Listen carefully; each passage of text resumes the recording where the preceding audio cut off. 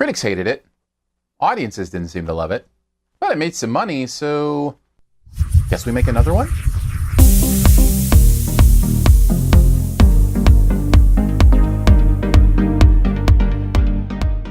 Oh, phew. I thought we were in real trouble there for a second. You scared us, you cute little guy. Boop. Ah! I should have booped his cute little nose.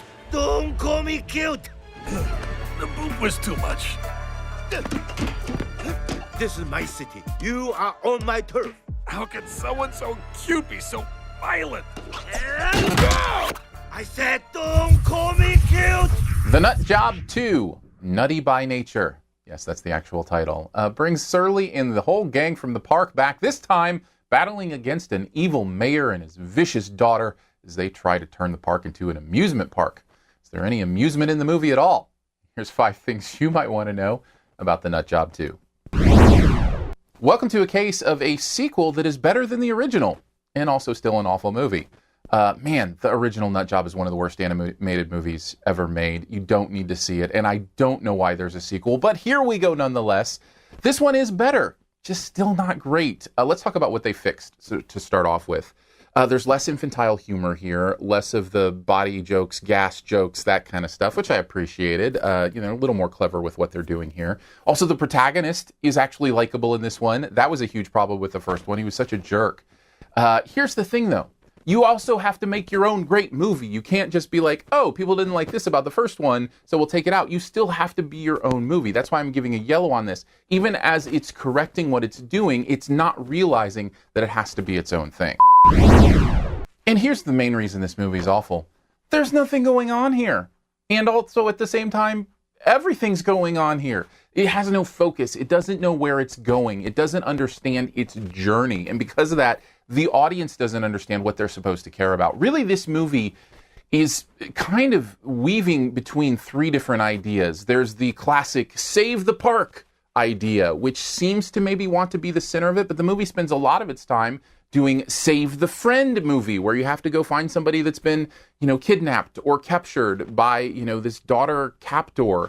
And a lot of the time, it's find a new park, go somewhere new, do a new experience. It is basically Toy Story 1, 2, and 3, the main themes, all jumbled together in this mess. Pick one. Even if you're going to rip something off, at least keep it clear and concise and interesting. And here's my biggest issue. Maybe this is just me. This was supposed to be a heist movie series. The original movie was supposed to be a heist movie. This is Ocean's 11 with animals. That could have been really fun. This movie doesn't even touch on that. So how do you call it the Nut Job when you're not even doing some sort of job? I don't understand what they're trying to do here, and I don't think the audience does either. I think if I had to take a guess at what they're trying to do, they're just trying to make people laugh. And the problem with that is when you go about it in the way this movie does, which is that frantic, slapstick kind of humor, maybe the kids will enjoy this one. Maybe they'll have a good time laughing at the slapstick nature of what's going on. But you relieve the audience of any ability to care about these characters or what's going on in their world. There is a moment in this movie where one of the characters dies. And you're supposed to feel the impact of it, but you can't, because this whole universe is so over the top that you don't believe anything that's going on anyway. I mean, these animals are getting run over and then just continuing on with their day. How am I supposed to buy into that there's any danger or any risk? It's just so over the top, so overdone that you just can't emotionally invest in any kind of real way. Not to mention the fact, which I'm actually going to mention, so I should say to mention the fact, the animation is awful here too. I don't understand in this day and age how you can't even just glom off of somebody else's software and make incredible looking CG stuff. It is so bland and blanket and blocky. It looks like some sort of straight to DVD type animation company. And maybe that's where they save all of their money. But there was nothing beautiful or interesting to look at even in this movie. And when you've got a movie where there's nothing to think about, nothing to feel, and nothing to look at, then you got nothing.